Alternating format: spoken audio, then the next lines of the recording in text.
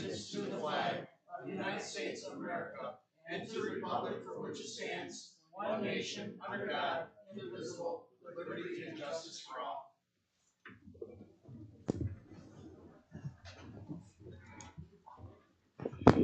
Please take the roll. Alderman Demas. Present. Alderman Thompson. Here. Patak. Here. Reynolds. Present. LaVerry. Present. Jepson. Present. Herndon. Here. Crane. To join us shortly. Mayor Grove. Here. Your Honor, I make a motion that we allow Alderman Crane to attend electronically. Second. Motion by Alderman Jepson, second by Alderman Herndon. Please take the roll. Alderman Demas. Aye. Thompson. Aye. Patak. Aye. Reynolds. Aye. LaVerry. Aye. Jepson. Aye. Herndon. Aye. Crane. Mayor Grove. All right, to one more, so we get Alderman on the.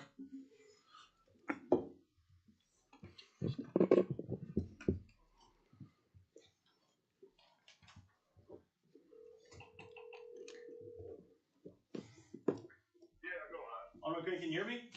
Yeah. You're on with the City Council. We're going to take roll. Alderman Demas. Aye. Or present. Thompson. Here. Patak. Here. Reynolds. Present. LaVerry. Present. Jepson. Present. Herndon. Here. Crane. Mayor Grove. Here. All right, it's good to have a full house tonight. Let's go open and start a meeting as usual with the public comment. Again, this is your 3 minutes of time to speak. Bring up any thoughts, ideas, concerns, suggestions, ideas. We might be able to chance to maybe answer some of those questions throughout the course of the meeting. If not, we encourage everybody to give us a call individually or through email. We try to get those answers for you. Again, this is your public comment time. If anybody would like to start, please come up to the microphone and give us your name.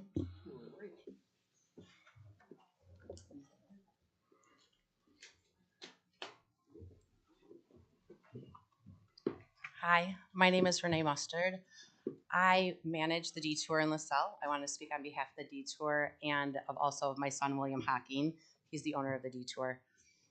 If you would have asked me a couple years ago if I would be running a bar, I would have told you were crazy, but here we are at 53 years old. So I want to also state, and it's not important to anyone else, but it's important in my life and also for my youngest son.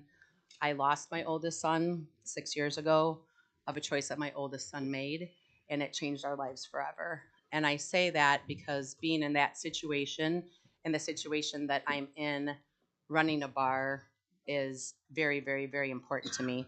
I've run bars on and off for 30 years. I've been completely sober for 2 years, and I state that because I'm in full focus of exactly what I'm doing at the bar. And for my son, and the most important person in my life is my youngest son at this point. So I run the bar, I take care of the music, I hire the music, I take care of bouncers, I take care of every part of the bar for my son. When we started with live music, I have to say it's the best thing that's happened to your area. I know that to others that haven't been to the bar, maybe they don't understand the concept of that. Literally over this weekend, we had over 500 people walk through the Detour. Did I count them? I counted them, by the way. They're people from different cities. We also 100% have local bands on a regular basis. Live music is something so beautiful to these people and to this community. And Will is 26 years old. I'm 53, and the average age of the Detour on a regular basis is 60-year-olds. There were 95-year-old young women there this weekend that sat there of all ages, of all races, and all weekend long, all people did was come up and thank us for bringing live music back to LaSalle. We have on Sundays, we have what we call the LaSalle Hometown Market and Music. That's the first Sunday of every month. We have Pedals by Peyton, who is named the Business of the Year here in LaSalle. What the younger generation is doing right now, to me, is absolutely beautiful. We have Kia Rose. I physically walked around to different places in LaSalle and asked if they would like to join the vendor show on Sundays. We don't charge for that. It's an amazing, the first one literally brought me to tears. How many people came, how many people enjoyed it, how many people came up and thanked us. This weekend, We, of course, followed the rules. We weren't granted the dates last time. We spoke about that. We didn't know coming in what dates we're supposed to ask for, what we're not, what's going on. We now understand what we needed. Your 3 minutes are up. Oh, it's up? Okay, But she- thank you. Being it's her items on the agenda, when her agenda item comes up, the council can let her talk. at Okay, that time. yeah, thank you. Anybody else like to address the council tonight?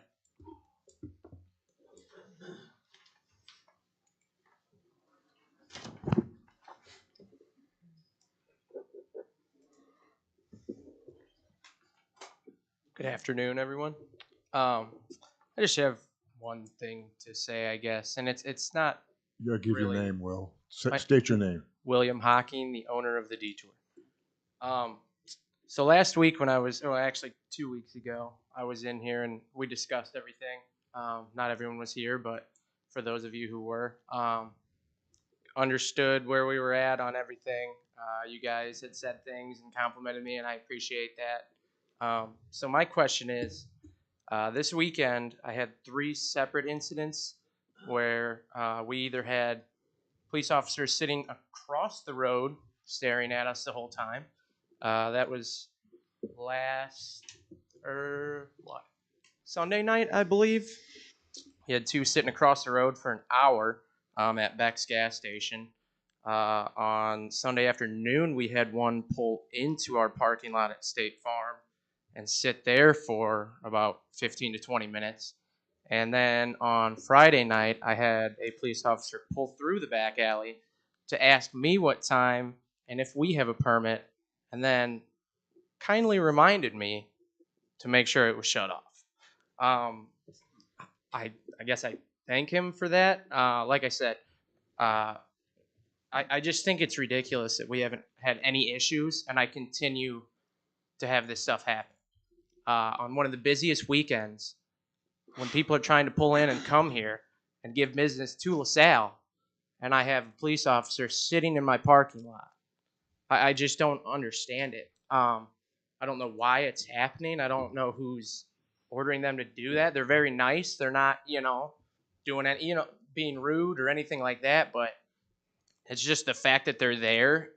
To me, that seems like it's an intimidating thing. If I were to go pull up to a bar and I see a police officer sitting in the parking lot, probably not going to feel the most welcomed by any means.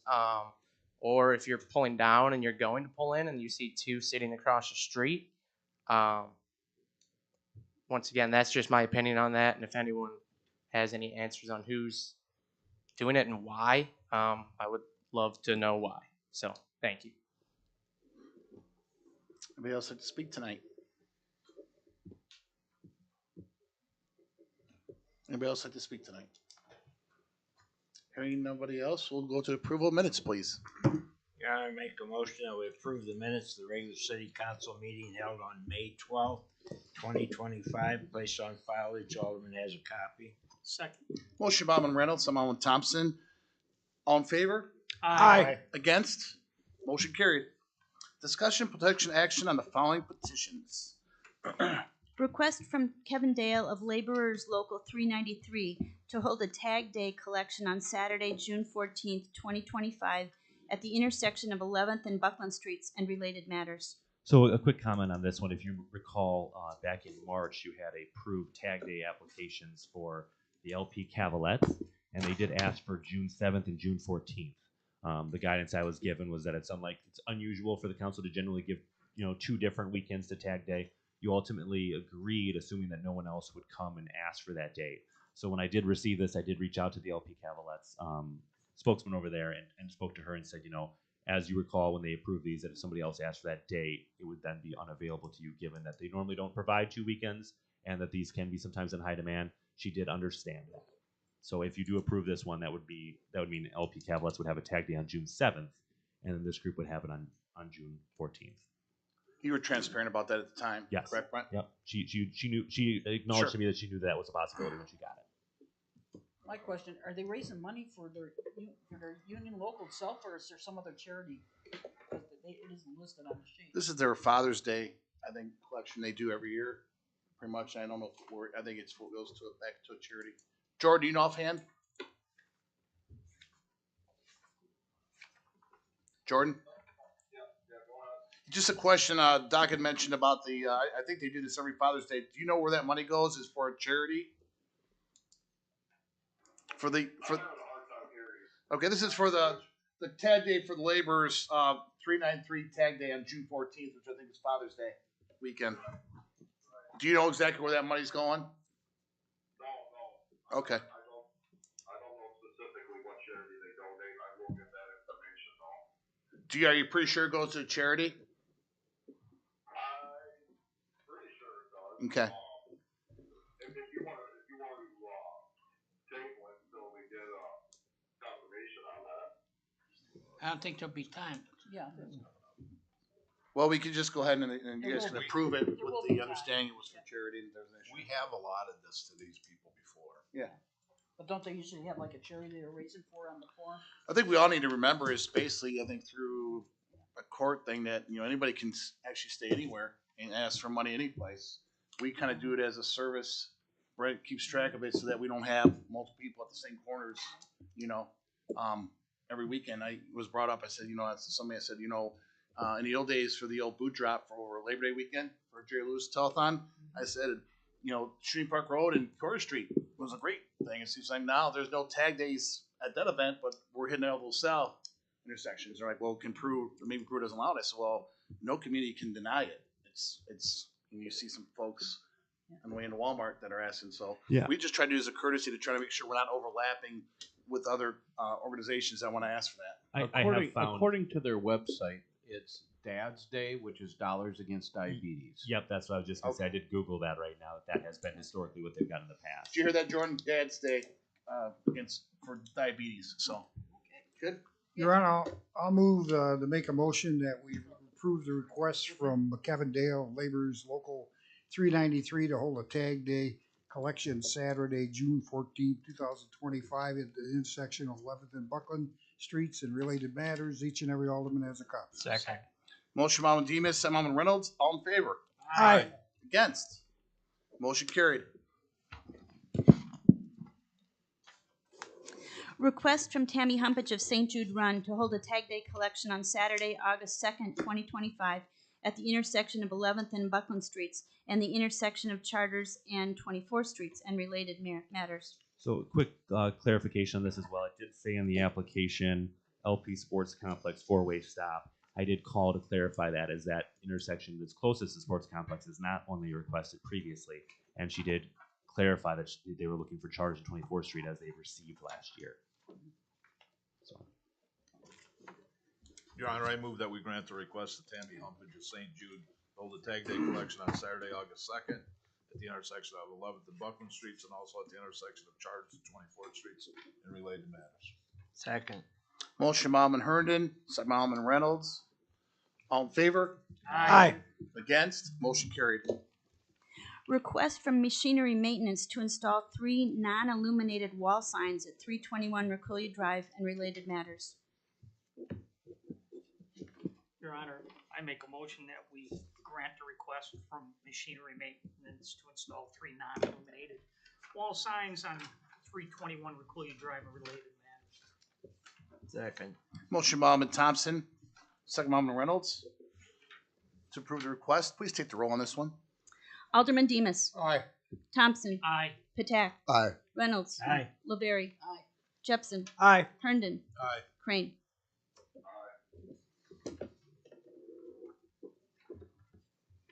Request from the Detour to install a non-illuminated double-facing sign at 328 East 3rd Street and related matters. Your Honor, make a motion, we grant the request from Detour to install non-illuminated double-facing sign at 328 East 3rd Street, related matters. Second. Motion by Alderman Thompson, second by Alderman Reynolds. Let's take the roll on that one, please. Alderman Thompson. Aye. Patak. Aye. Reynolds. Aye. LaVerry. Aye. Jepson. Aye. Herndon. Aye. Crane. Demas. Aye. Motion carries. Request from Renee Mustard of the Detour for a special event permit to allow an extension of hours for outdoor music from 10 p.m. to 11 p.m. Friday, June 6, 2025, and Saturday, June 7, 2025, at their location at 328 East 3rd Street and related matters. Will or Renee, it's just like last time, you really don't intend to go to 11, but you want to make sure that you don't get dinged for going past 10? Correct, yeah. Okay, I'll make the motion to approve. I got a quick question too. Are we talking, so like, you're gonna have your band play from 7 to 10? And then 10 to 11 is just gonna be jukebox and people outside? Okay. Second. Motion by Alderman Doc Lavery, second by Alderman Thompson. Please take the roll. Alderman Patak. Aye. Reynolds. Aye. Lavery. Aye. Jepson. Aye. Herndon. Aye. Crane. Demus. Aye. Thompson. Aye. Motion carries. Request from Catherine Orsini of FYA for a special event permit to allow street closure in the alley next to their business at 128 Marquette Street from 10 a.m. to 9 p.m. Saturday, June 28, 2025, for a band and extra seating and related matters. Representatives from FYA are here if you have any questions. And just to clarify, obviously they're closing it down to have the band and extra seating there, but they are not requesting extension of music as the band will be finished by 9. I assume this just goes east to the parking lot behind the building? Yep. Okay. We've done that before for the previous establishment there. No issues. No food truck, correct? Okay. Your Honor, make a motion that we grant the request for a special event permit to allow street closure in the alley next to their business at 126 Marquette Street from 10 a.m. to 9 p.m. Saturday, June 28th, for band and extra seating and related matters. I'll second that, Your Honor. Motion by Alderman Thompson, second by Alderman Patak. Please take the roll. Alderman Reynolds. Aye. Lavery. Aye. Jepson. Aye. Herndon. Aye. Crane. Demus. Aye. Thompson. Aye. Patak. Aye. Reports of city officers. Treasurer's report for April 2025 showing total cash balances in LaSalle State Bank of $8,481,215.52 and in Hometown National Bank of $8,925,589.28. Your Honor, I move that we accept the treasurer's report as read, placed on file, as each and every alderman have a copy. Second. Motion by Alderman Patak, second by Alderman Lavery. All in favor? Aye. Against? Motion carried. Communications. Bids. Discussion and potential recommendation regarding bid award of $513,934.34 to Universal Asphalt and Excavating, Inc. for 2025 MFT and non-MFT maintenance program project and related matters.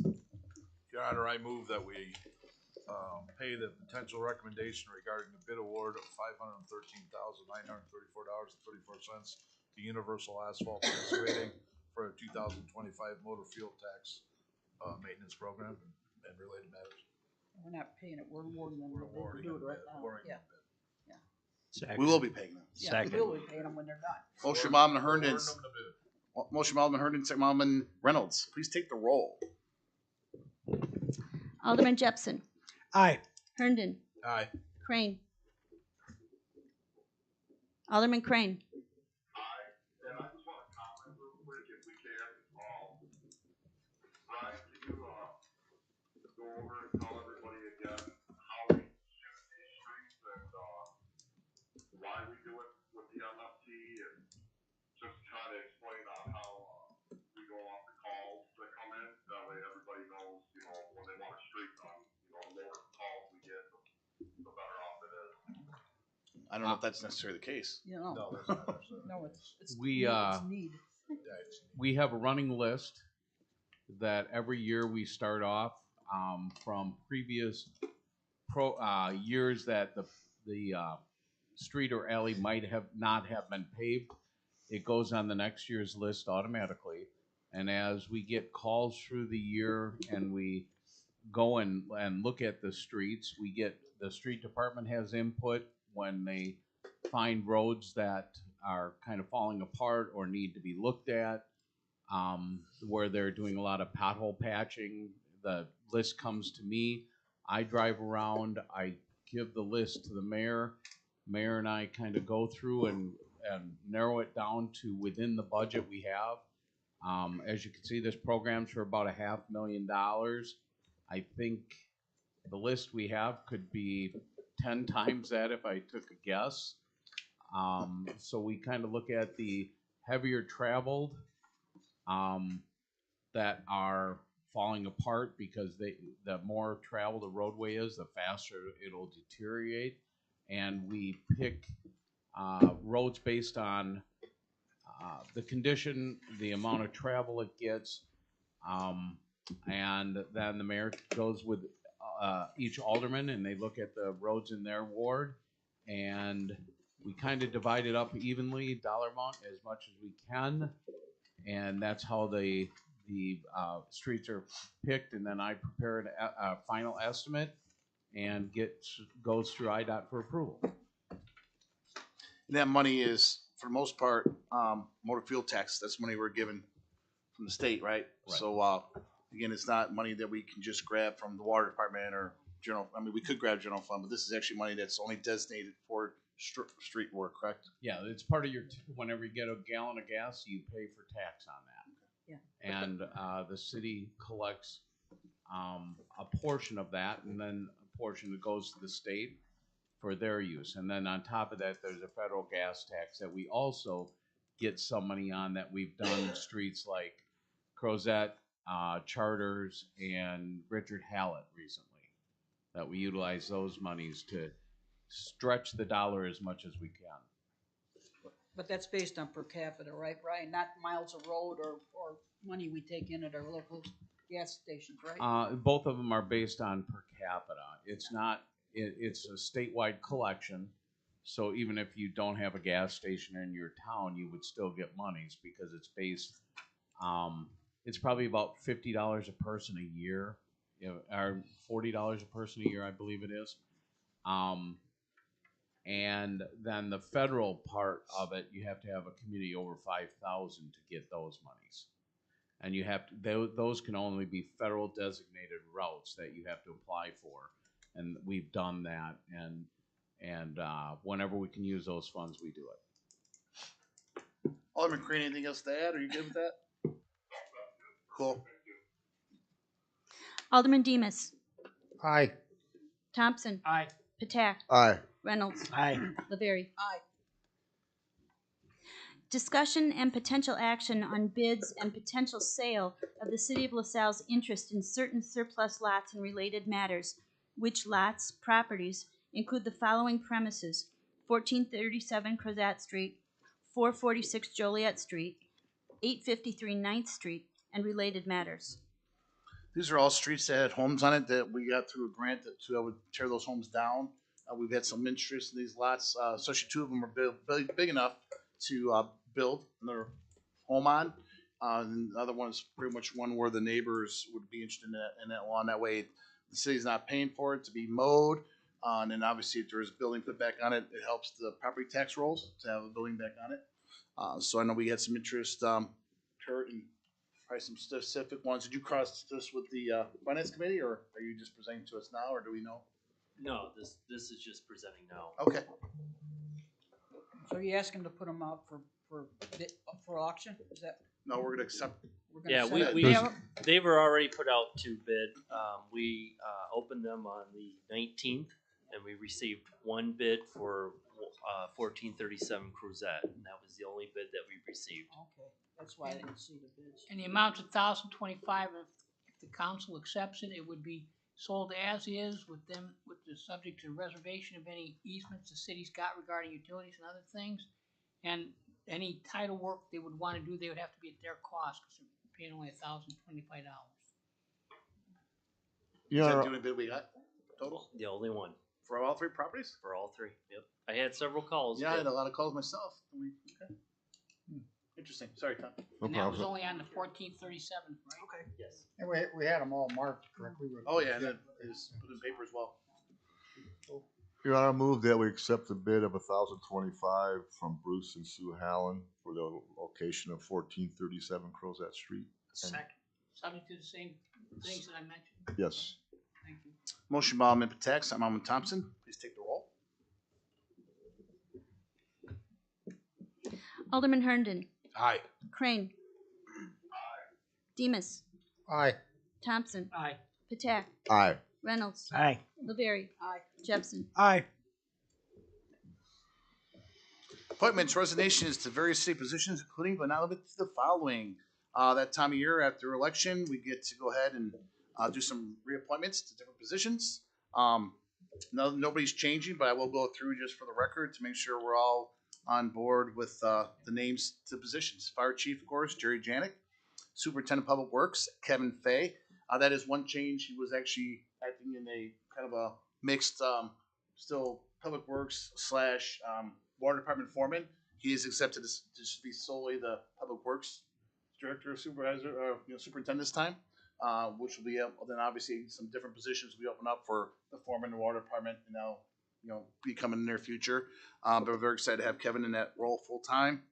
Economic Development Director Kurt Bedai, City Attorney Jim McFedrin and his law firm, Comptroller Finance Director John Duncan, Police Chief Mike Spaginski, Assistant Fire Chief Dale Tiemann, City Engineer Brian Brown, Administrative Assistant to the Mayor and to the whole team here, Julie Gunya, Building Inspector Dennis Hocking, Parks and Rec Director Linda Kessick, FY Officer, Director of Public Relations and Community Development, and Deputy Clerk, multiple hats, Brent Bader.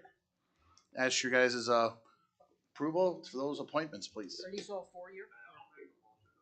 Yeah. Second. Yeah, they are 4-year appointments. Okay. Yep. Motion by Alderman Crane, second by Alderman, was that Thompson? Second by Alderman Thompson. Alderman Crane, second by Alderman Thompson, please take the roll. Alderman Crane. Demus. Aye. Thompson. Aye. Patak. Aye. Reynolds. Aye. Laveri. Aye. Jepson. Aye. Herndon. Aye. Very excited to have this group stay with us, and obviously it's a situation where they could say, "Hey, thanks for your time, City of LaSalle. We're going to move on to other endeavors." I'm very glad to say that it's a two-way street. We want them here, and they wanted to stay, which is awesome. So glad to have I call them the dream team with us, and we move forward in the next 4 years. Request to hire 2 candidates for the position of firefighter from the firefighter eligibility list per the recommendation of the police and fire commissioners for the City of LaSalle and related matters. That's usually you, Boo. Your Honor, I make a motion that we grant the request to hire 2 candidates for the position of firefighter from the firefighter eligibility list per the recommendation of Police Fire Commission, City of LaSalle, and related matters. Second. Motion by Alderman Thompson, second by Alderman Demus. Please take the roll. Alderman Demus. Aye. Thompson. Aye. Patak. Aye. Reynolds. Aye. Laveri. Aye. Jepson. Aye. Herndon. Aye. Crane. I want to appreciate Chief Janik and John Duncan and whoever else is part of the team. The fire department did some of the interviews, and obviously the police and fire commission. Very excited about the list we have for that new role there. So thank you all. Discussion, potential action, removing from the table, placing on the floor, and taking potential action on any of the following standing committee recommendations and/or any revisions thereof. Discussion and potential action regarding the recommendation of the Finance Committee and on the City Council's potential action on health insurance renewal and related matters. And the first motion would be to remove it from the table, put it on the floor. Your Honor, I make a I motion to already made take the up. motion. Oh, you did? Yeah, to remove, I'll do it again. I move that we move this from the table. Second. Motion by Alderman Laveri, second by Alderman Herndon to remove this issue from the table. All in favor? Aye. Against? Motion carried.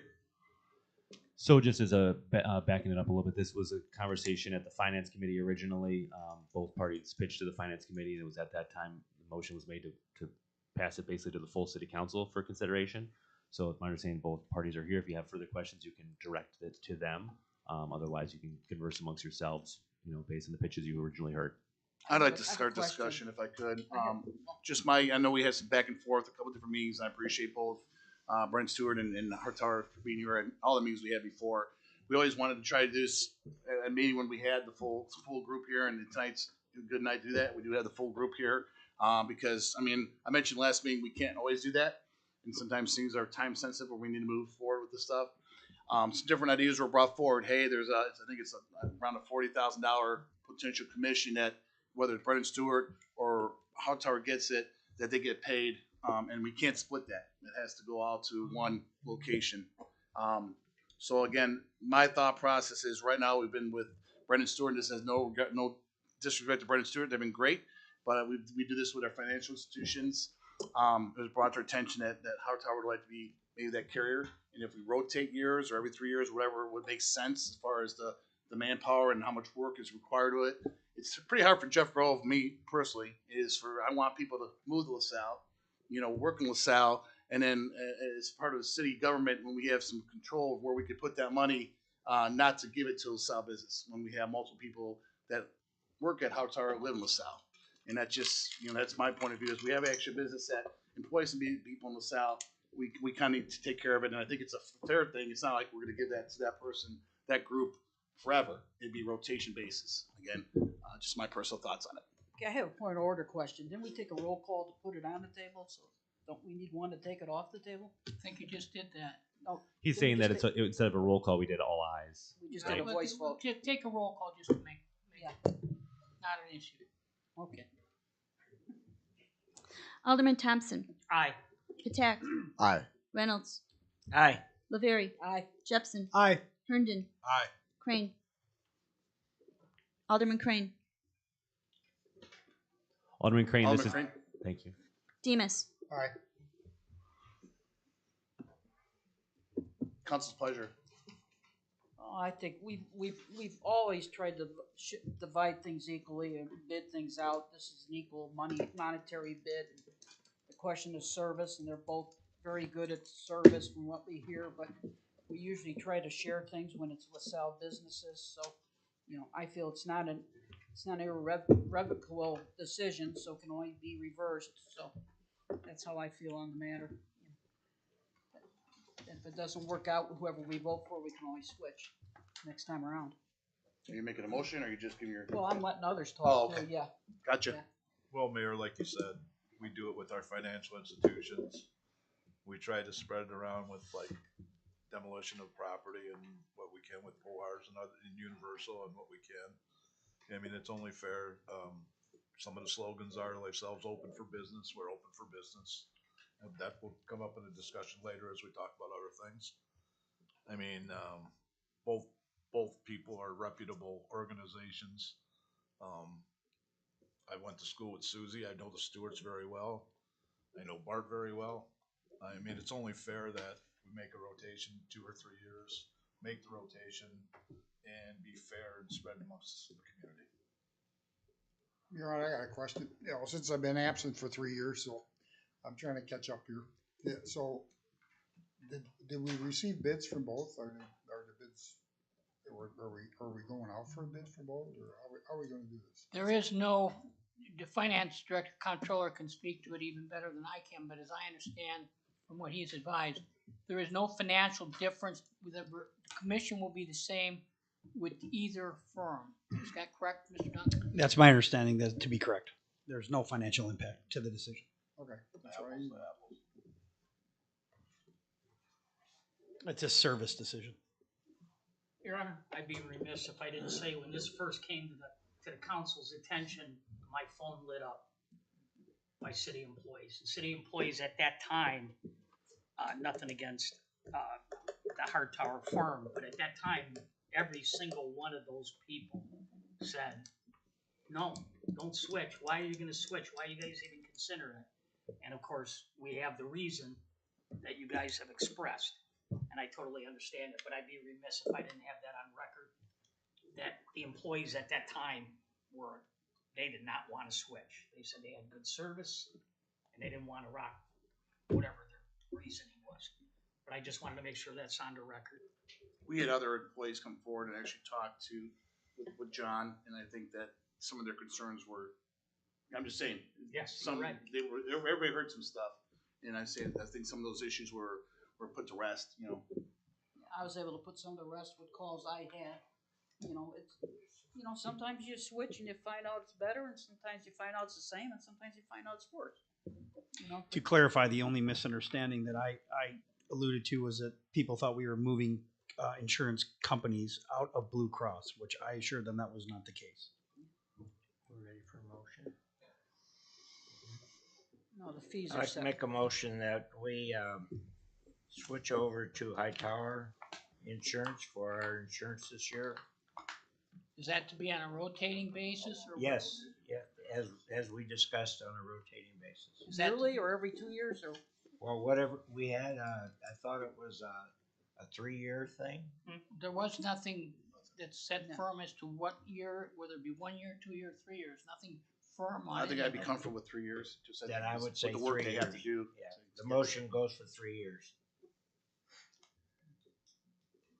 Any other discussion? We'll wait for a second.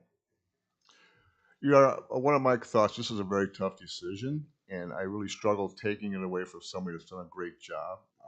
Because we're saying fair. I don't know what's fair on this situation, but it's a hard decision to make. I get your point about LaSalle businesses, but why take something away from somebody that's done a good job? That's my thought. Well, I feel it should have been discussed a long time ago, you know, it should have been rotated or whatever, and we just kept continually renewing it. And, You know, same with the financial institutions. It was, you know, you go Yeah. back in history and it probably wasn't rotated at all, but Yeah. doesn't mean that's the reason to keep it status quo. So we have a motion right now from Alderman Reynolds. Do we have a second or it dies? I'll second it. Motion from Alderman Reynolds, second from Alderman LaVerry. Please take the roll. And this is to go ahead and basically do a rotation starting with Hightower. For 3 years, was it? Yes. Okay. Just from a point of clarification, when would the time frame be? Would this commence with June 1? Or just wanting, is it correct, Mr. Duncan, this rotates? How does this work? This renews on January 1st of each year, so December 31st to January 1st date of expiration. So we are midterm. My understanding is that commissions are paid monthly. So if the motion is passed, what is your understanding of when the commission would change over? I think that's a better question for one of the agents here that understand that. July 1st, first of the month following 30 days notice. 30 days notice of an agent of record, and the first of the month after. So there's your answer.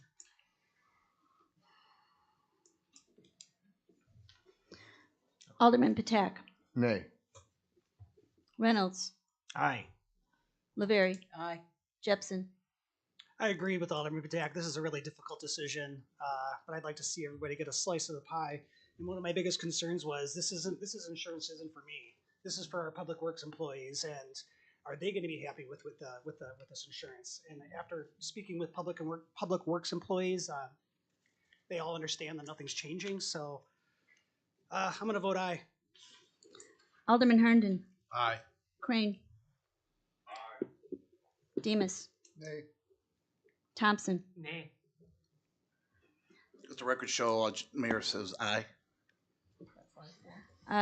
6 yes, 3 no. Motion passes.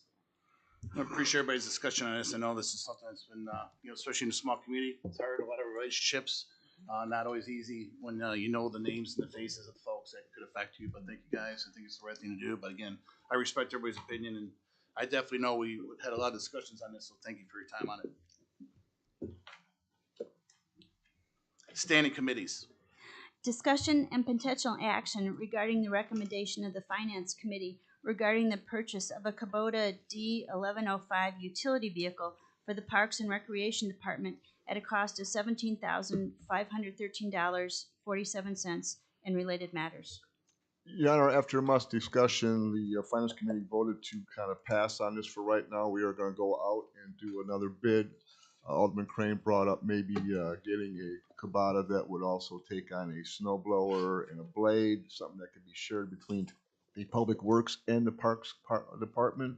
So they're going to go out and get a bid, but we also did give them permission. We voted to go ahead and purchase with the approval of our Park Recreations and Alderman, our Finance Director, John Duncan. So that's my motion. So the motion is to go ahead with it, but Yes. look at a different option model or Exactly. okay. She needs it soon, so. Second. Oh. Motion from Alderman Tax and Alderman Reynolds to obviously what Alderman said about making sure we get maybe something that has a different attachment, which makes sense. The Parks does not need it during the winter time. Yeah, and Alderman Crane's gonna be involved also in the So specs it's on given it. authorization Yes. Yes. to move forward, but not a requirement. If they're not comfortable with move forward, they don't. And just so you guys know, I don't know if, how much Linda spoke to you guys, but the current one they have is being used by other departments already. So she not, which is fine. It makes sense, right? There was discussion. Okay, good. I figured Linda would bring that up. Take the roll, please. Alderman Reynolds. Aye. Laverie. Aye. Jepson. Aye. Herndon. Aye. Crane. Demus. Aye. Thompson. Aye. Patak. Aye. Alderman Crane, I saw one for, but I don't know if it's the same kind of thing. I saw a vehicle, that could probably, it kind of reminds me of yours, Alderman Patak. You still have that. Test has one for sale, and we know Test because it takes care of their business, their equipment. So, but I don't know if that's something anybody wants to check out. But I'm sure we want something that we know for sure is going to work for the snow pond. Moving on. Discussion and potential action regarding the recommendation of the Finance Committee regarding review of monetary donation policies to various nonprofits and related matters. Your Honor, after much discussion again, we determined that this is a recommendation of the Finance Committee that we cap each donation at $500 individually, excluding the food pantry and IVAR. And then we also would like to create a new GL to where we put a max of $6,000 total for the year. Also, that excludes IVAR and the food pantry. And you're talking So about, basically, this could be a first come, first serve. Besides, Yes, and we looked at the ones that we've given and ones that help out the city, of course, and it's something that we could maybe like save a spot for them, whatever. But one it's thing I wanna this idea. Go ahead. is Alderman, you were here when George Green was here as Alderman, and I think that was one of the a great idea. He's like, hey, this is the LaSalle taxpayer money. It's not really our money to be given out. If people want to give donations, that's their call to make those personal donations. But I think this is kind of a happy medium, good compromise to, Right. Right. IVAR, we don't have a, animal control. That's kind of IVAR, right? Saves us money. So, right. Food pantry is a necessity we know about, so. All right, appreciate again a lot of discussion. I know we got a lot of input from the out. And it probably should be stated that it's once a year for each group, whatever, the $500 cap. and so this is a if the council approves it, then you're wanting an ordinance drawn up, capping at 500, max per individual per year, 6,000 total cap per year, excluding food pantry and excluding IVAR. IVAR, that is correct. Is that a motion? That is a motion. I second. Motion by Attack, second by Demus. Alderman Laverie. Aye. I'm sorry, for the record, say I didn't realize Alderman very seconded it. Sorry. Oh, thank you. After in between the discussion. Sorry, Alderman Demus. Could you repeat the motion a second, please? Yes, motion by Alderman Patak, second by Alderman Laverie. Thank you. Our two finance guys. Alderman Laverie. Aye. Jepson. Aye. Herndon. Aye. Crane. Demus. Aye. Thompson. Aye. Patak. Aye. Reynolds. Aye. Thank you. Special committees. Old business. Authorization of pay request number 3 and final for Universal Asphalt and Excavating Inc. totaling $58,829.47, or work completed to date on Rotary Park Phase 4 pickleball and parking lot improvements project and related matters. I move that we authorize payment request number 3, which is the final to Universal for the remaining total on the pickleball court at Rotary Park, Phase 4. Second. Motion by Alderman Laverie, second by Alderman Jepson. Please take the roll. Alderman Jepson. Aye. Herndon. Aye. Crane. Demus. Aye. Thompson. Aye. Patak. Aye. Reynolds. Aye. Laverie. Aye. Discussion and potential recommendation for further potential action on ordinances related to noise, special events, food trucks, and related matters. We started this discussion 2 weeks ago, gentlemen, and again, it was, not a full council here. So obviously, we weren't going to take any action on it. It wasn't a situation where we had anything on the, even for now, Attorney Federer asked, what do we need to do? I said, well, nothing. We'll discuss it tonight, and if there's any changes, we'll ask him to drop ordinances. I'd like to go through them individually, if possible, starting with the, basically with the noise. I think it kind of goes hand in hand with the 11 o'clock social use permit for that extra hour. I think last year Detour had 7. I had Brent look into it. And I think, Tom, you had 1 in your building, you know? So I had mentioned last week or 2 weeks ago that I thought 8 would be a fair amount. Again, and talking to some other aldermen too, it's like when you're changing it to, you know, Friday and Saturday of every weekend, it's no longer a special use event. It's basically changing hours, right? So again, I guess I'd like to start discussion on that. Anybody's thoughts or ideas on capping the amount that we do to 11 o'clock? And I totally understand it was brought up by, and again, there was a lot of complimentary stuff on Detour on how they're following the rules, taking care of business, doing the right thing. It's just, you know, somebody brought up, well, you know, even after the 10 o'clock, if somebody has TVs on, well, again, there's no measurement, right? It could just be determined again. It's just, I just think it's just too hard to say, well, now that TV's on, you know, 50 and it needs to be on 40, you know, volume wise. It's just too hard. I think the amplification has to be there as the kind of the cutoff point.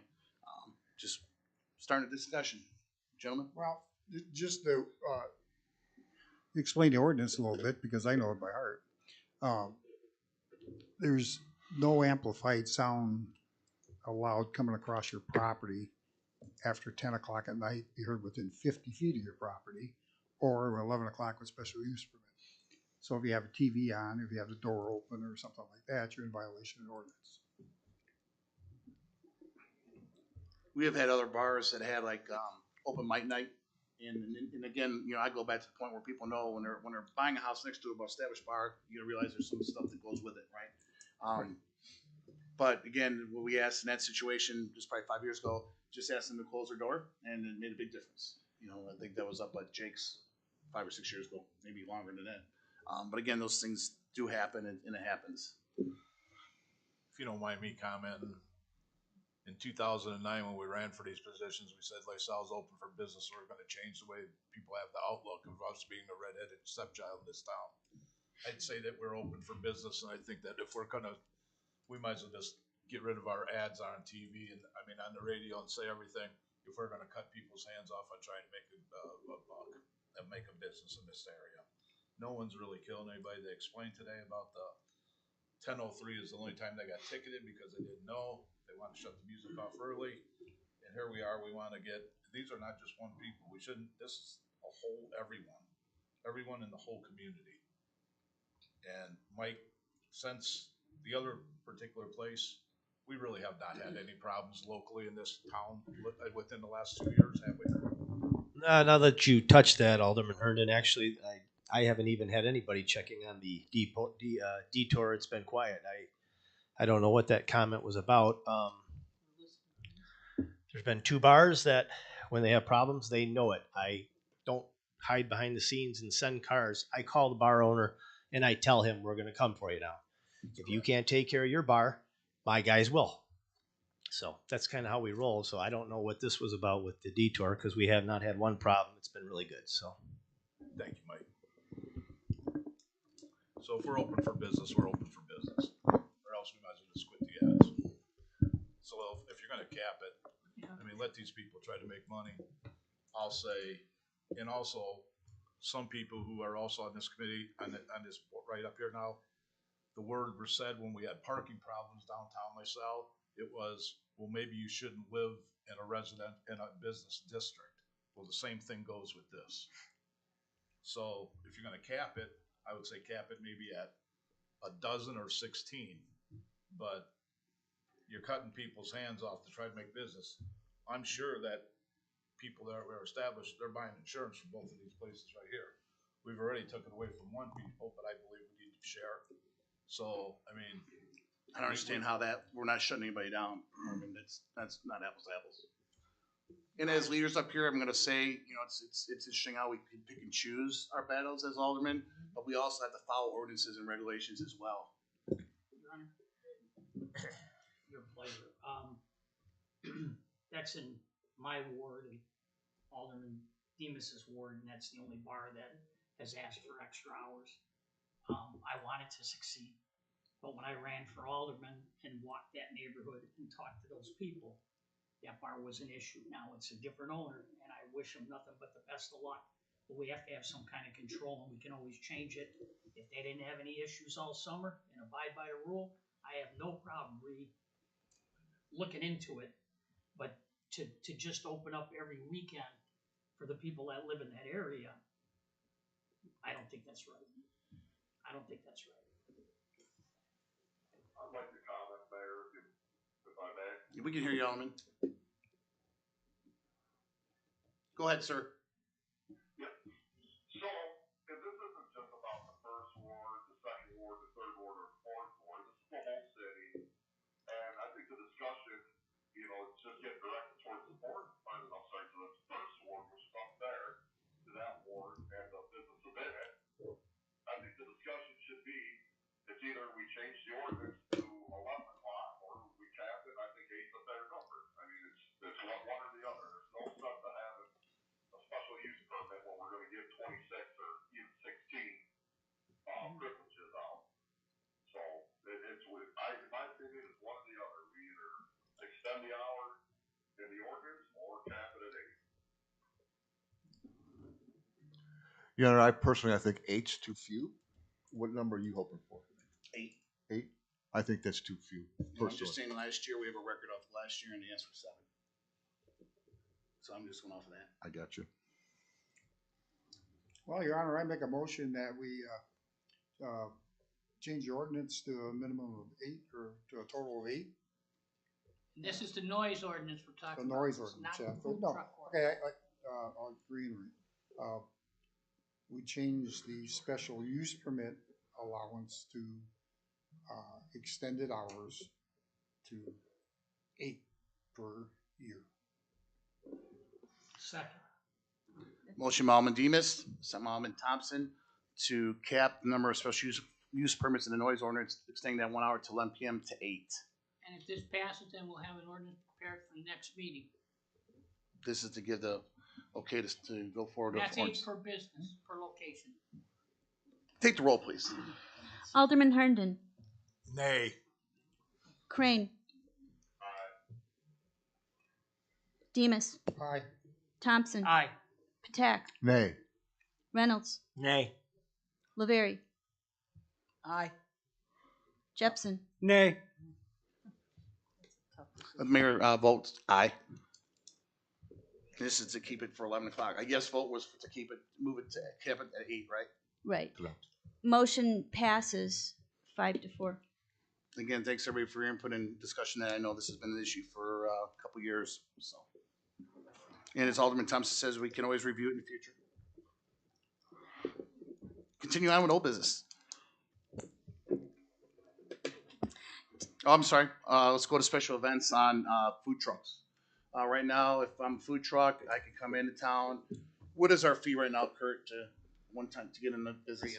$300, and they get 12 events. And again, they can't be in downtown unless you do a special use permit. I think we did one for you guys did one for That Guy's Secret when they had their opening. But other than that, we really haven't had too many downtown. I mean, we did Can we back this up? And so we're saying it was 5-4, correct? Yes. You broke the tie. That's all we need. Yep. Simple majority. Change the ordinance. So again, if somebody says downtown they want to have a special person, like I said, the group today that asked to close out the alley, if they wanted to have a food truck, they can ask for you guys to give them the okay, and again, make it work. We said certain areas of town, like the VFW, if they're going to host it, they can be in town, but have a maximum of 12. To know what we want to look at that. Thought process was, and I guess it could be, if I'm a business downtown and I want to have 8, use my 8 for a special use permit to 11, and I also want to have a food truck there those nights, I can have all 8 there, right? And I could actually go to, that'd be Jeff Grove's place, and then if Tom Tack has a place and he wants to have a 11 o'clock, that same truck could go there for 4 more nights, right? For a total of 12. I personally think we should move that to limit of 8 for that, just to mirror the 11 o'clock. Again, and then just my thought on that. I'm against food trucks in the city anyhow, because we have a lot of people who are brick and mortar people, and I think it's not, I just don't think it's right when we bring other people in to make a few bucks just during good times, so to speak. I'm totally against food trucks in the city. Well, downtown, I want to be clear on what right now, food trucks are technically only allowed, generally speaking, outside of the downtown area and limited to 12 out there. Okay.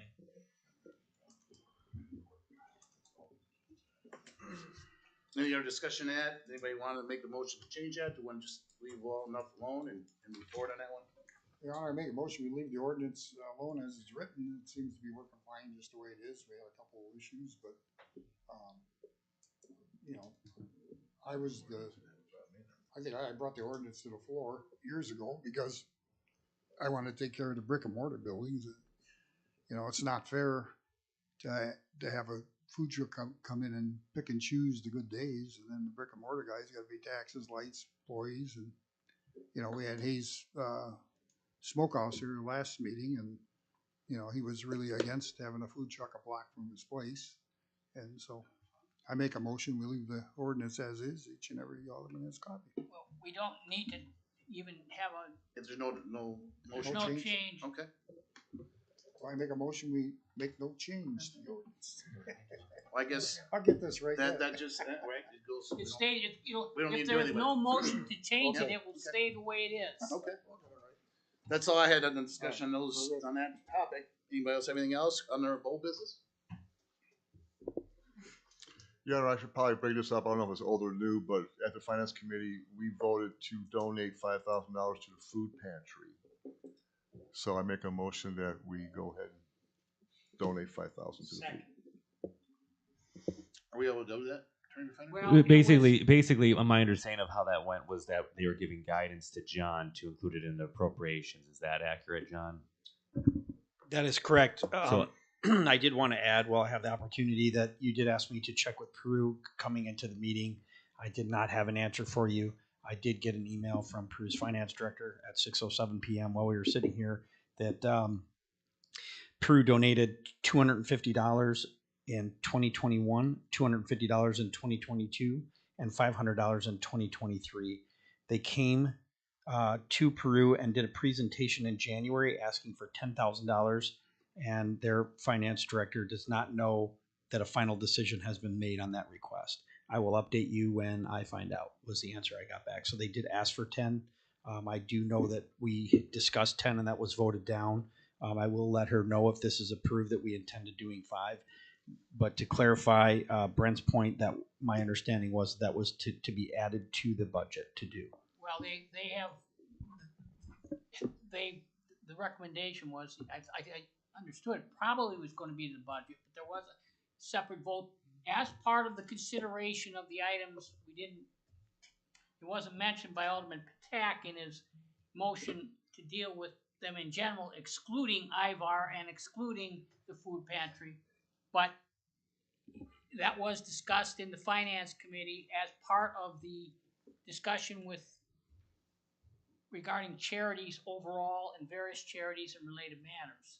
So that was discussed as a recommendation, and yeah, but is that on this meeting?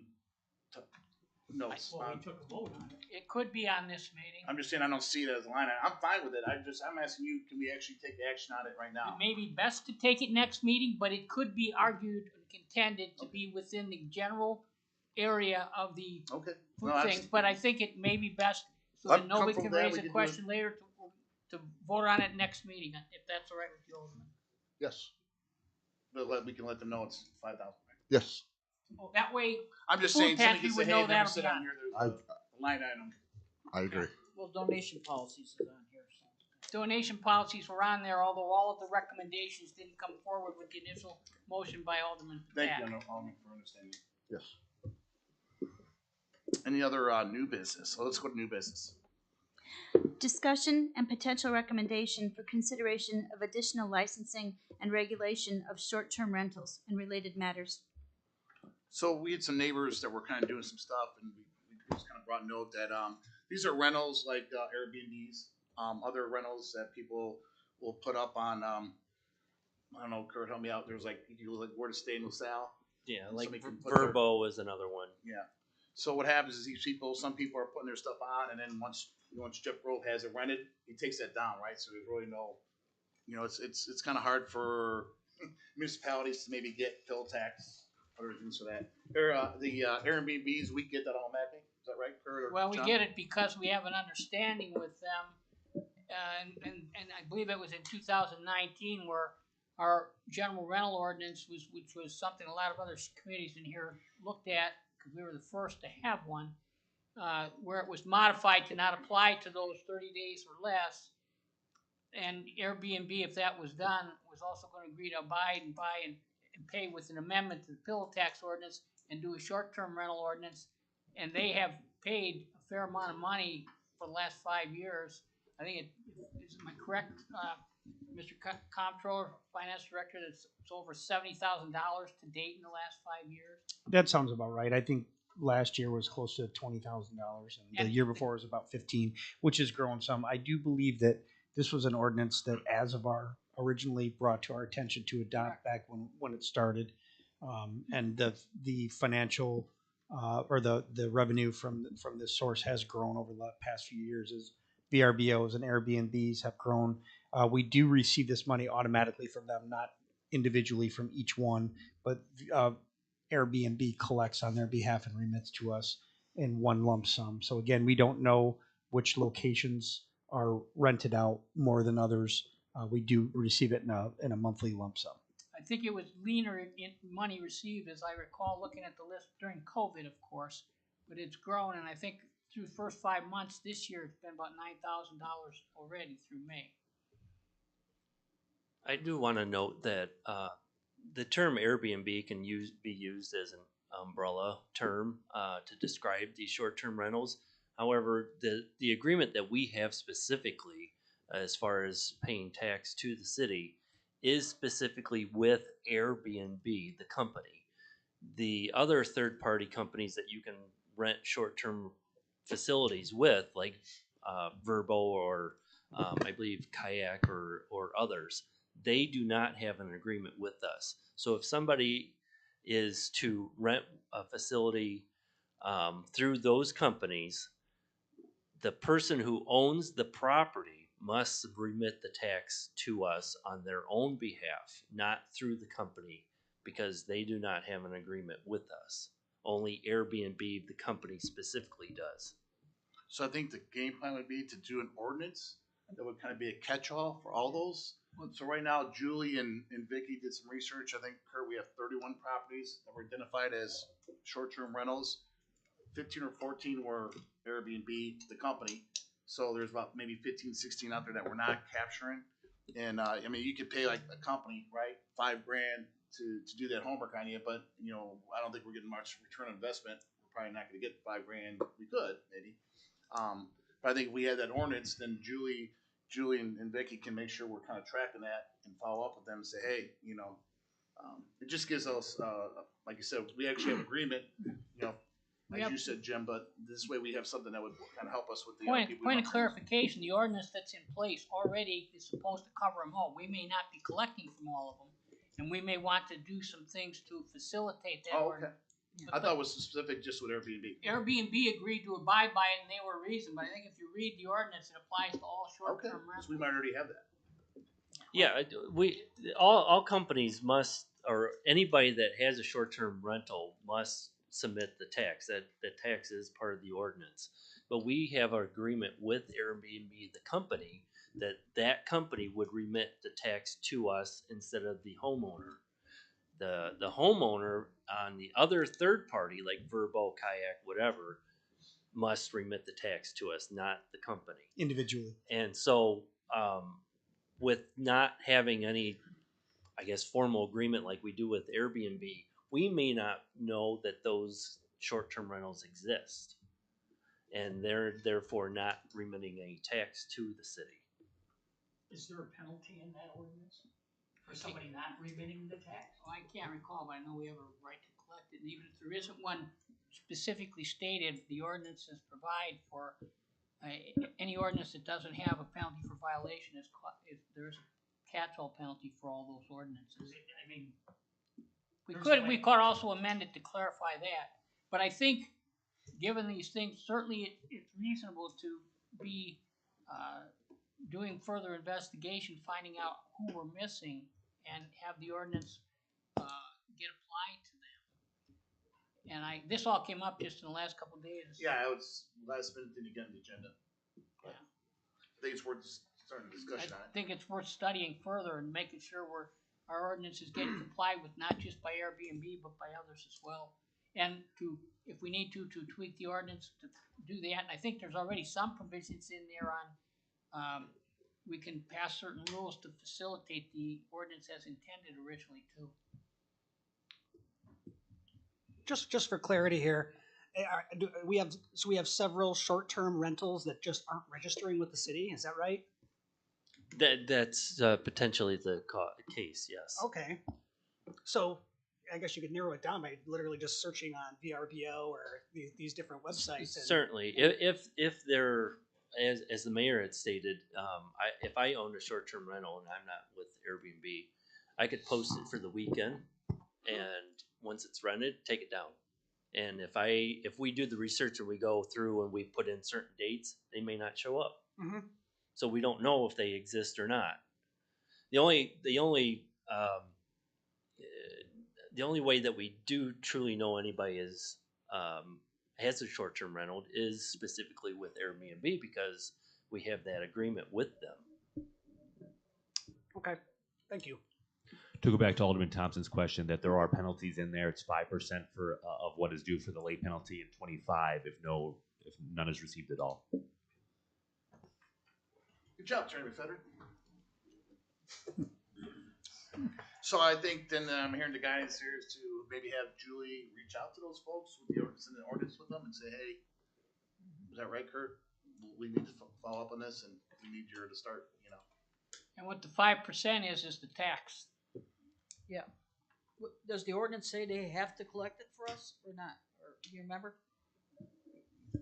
Yes, the property owner or Airbnb, the company, They are under an affirmative duty as the landlord to pay us. Yeah, I believe. Any other new business, gentlemen? I have something, Mayor. I received a call from Realtor Wendy Fulmer about a property up at 1530 Linden, and this is more, I think, all citywide that we need to think about and consider.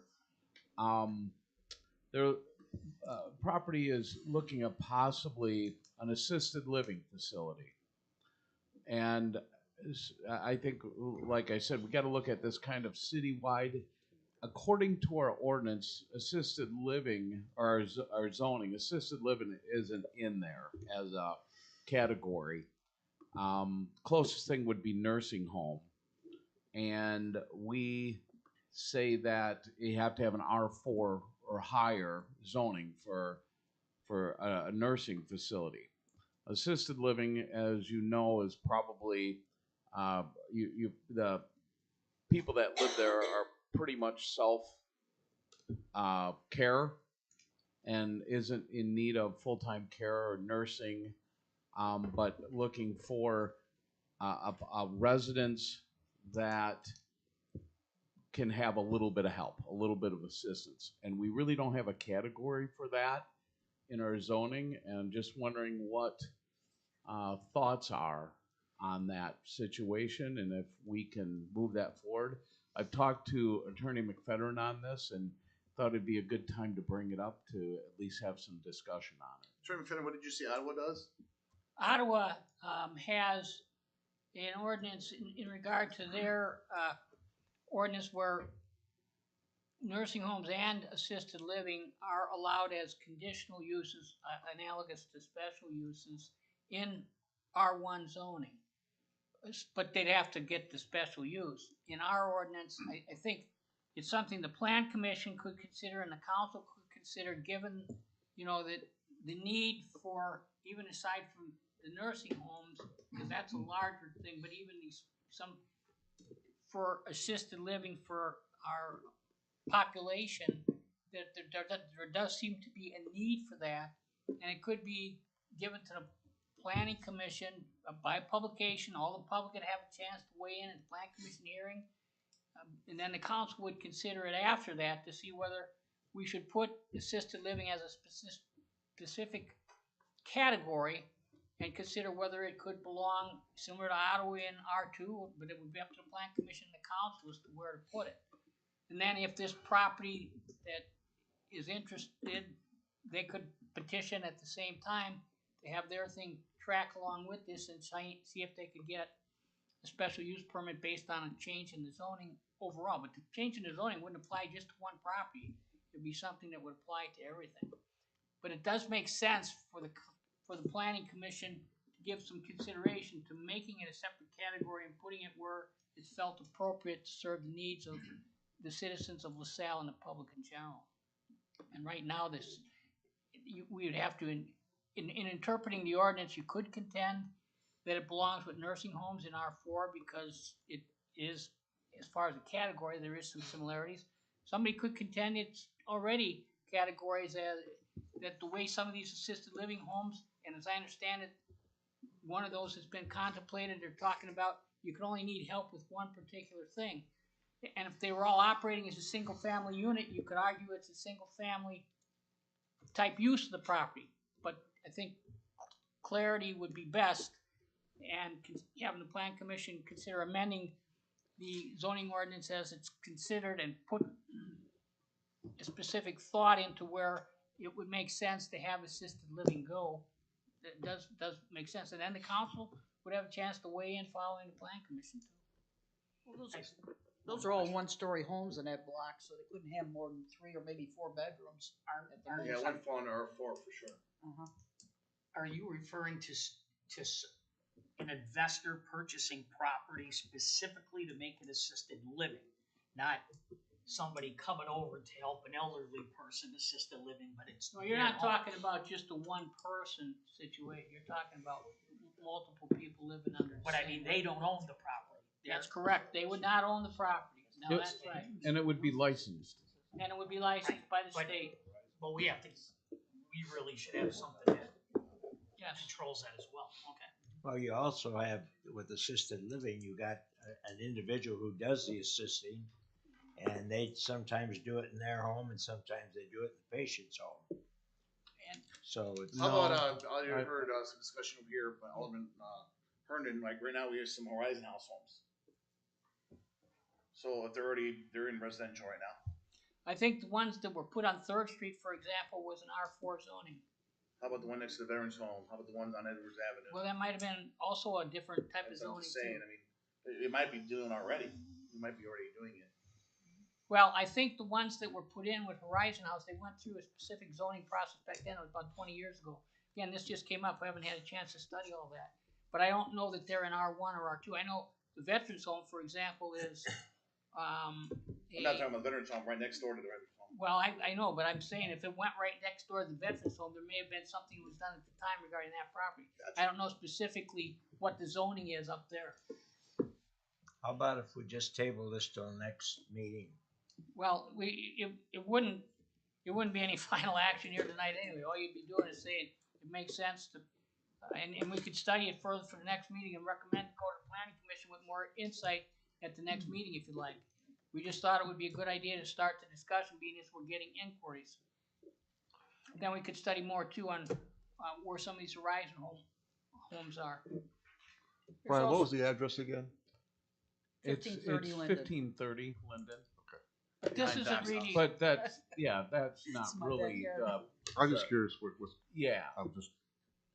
I know it pertains to the whole city. I know that. Right. And even if the ordinance itself changed as far as where they're allowed, there would still need to be special use. a special use on it, so that the neighbors would have a chance to weigh in, and then you would also have the opportunity to find out what that investor was doing, what the limits are, to make sure that the adjoining owners are protected with not having too much parking, too much traffic, all those kinds of things would be vetted at the individual meeting as well. So it'd be a two-part process, one in regard to changing the ordinance itself, and the other in regard to a particular property.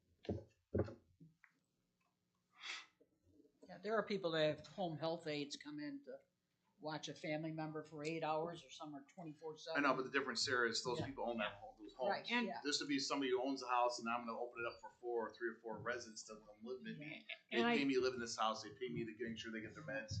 That's the difference, it's the ownership. And as I said, it could be contended that it should fit right now into a single family area, but when you're starting to get more of a clamor for this, given the needs of the community, and there is an aging population in certain areas here, it makes sense to get it clarified so that people aren't gonna challenge it for the future. I think Jim thinks we could probably do it already now, but because maybe the neighbor doesn't wanna do it, they could maybe cause an issue to get further clarification. You could contend you could do it in a single family area, depending on how it's structured, with a special use permit now.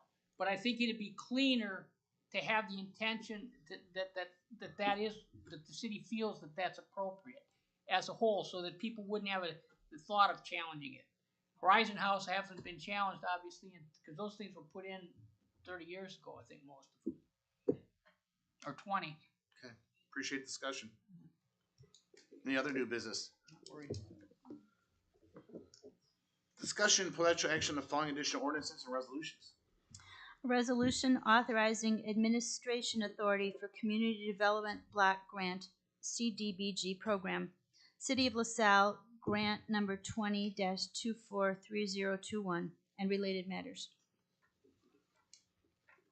Is this the remodeling, home remodeling? Yes.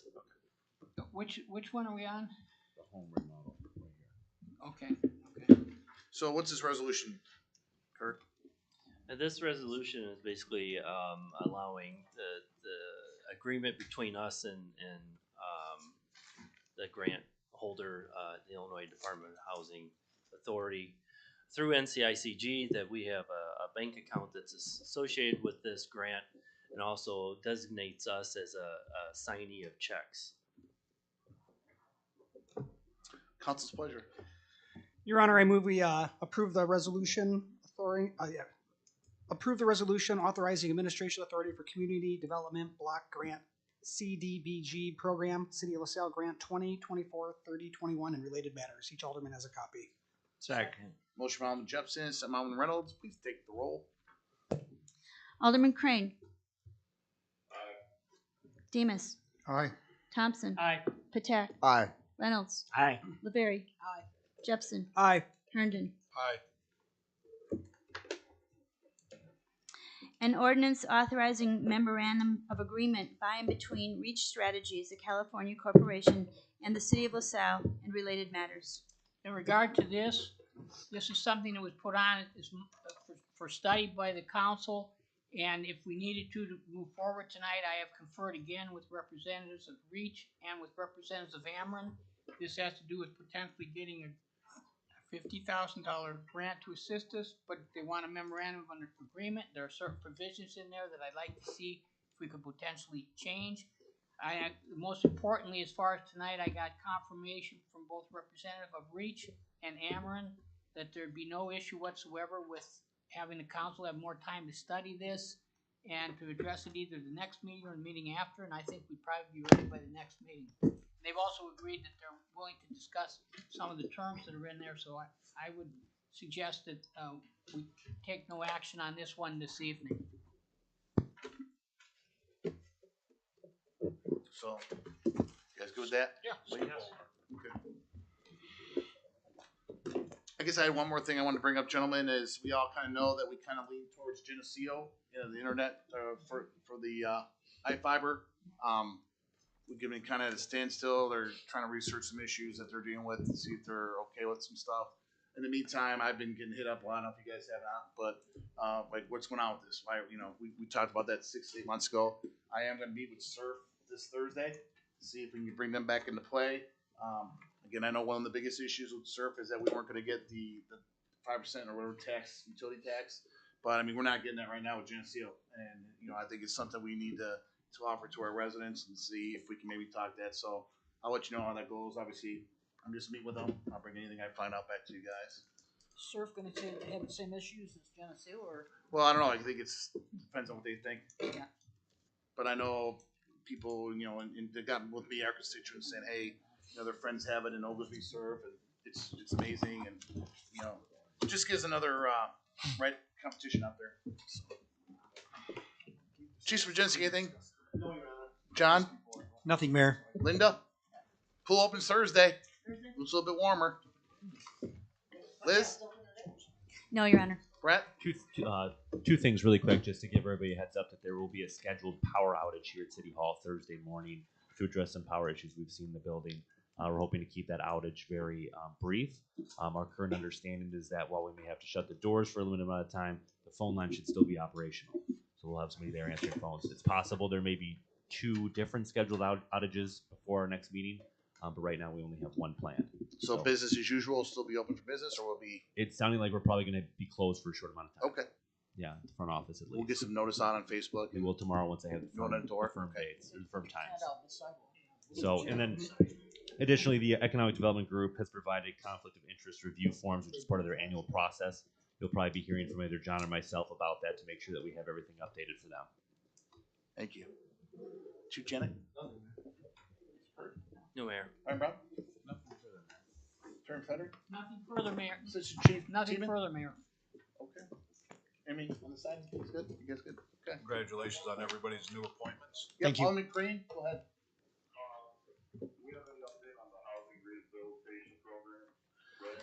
Do you know when that's going to be awarded, Kurt? I've been getting the same question. It's a good question. Not specifically. We're still working on some paperwork that's associated with that. I think there's going to be some more ordinances coming our way, but I would imagine we're going to probably possibly be able to start doing things in August, September, fallish, I would say. Do you hear that, Alderman? Hopefully, Paul. Just good question. Thank you. Have any of the places been accepted yet? Any of the homes? No, we probably won't find out till fall. No, they're just going through a pre-qualification process right now. That's what the applications were all about. They've been in contact with those who have not been qualified or did not qualify. Because we had to open it up to the entire community to get several responses, they did get an overwhelming response rate, and unfortunately we can only award 10 homes. And I think the last I remember was around 30 or 40 applicants that qualified. I keep getting asked by the same 4 people all the time, is why I ask. Yeah, I will say, when this first started, they did state that this was going to be a long process. It wasn't something that was going to happen, 3 months down the road. This was probably a 1.5 year, 2-year process, and we're pretty much at that 1.5 year point. Okay. No need for executive session tonight, gentlemen. Approval of bills. Total submitted, $470,193.17. Your Honor, I move that we accept, pay, and file each bill, the bills as each and every alderman have a copy. Second. Motion by Alderman Patak, second by Alderman Laveria to pay the bills. Please take the roll. Alderman Demas. Aye. Thompson. Aye. Patak. Aye. Reynolds. Aye. Laverie. Aye. Jepson. Aye. Herndon. Aye. Crane. Motion for adjournment. Make a motion, we adjourn? Motion by Alderman Reynolds, second by Alderman Crane to adjourn the meeting. All in favor? Aye. Against? Motion carried. Thanks, everybody. Great meeting, good discussion. Appreciate you. Everybody have a great evening.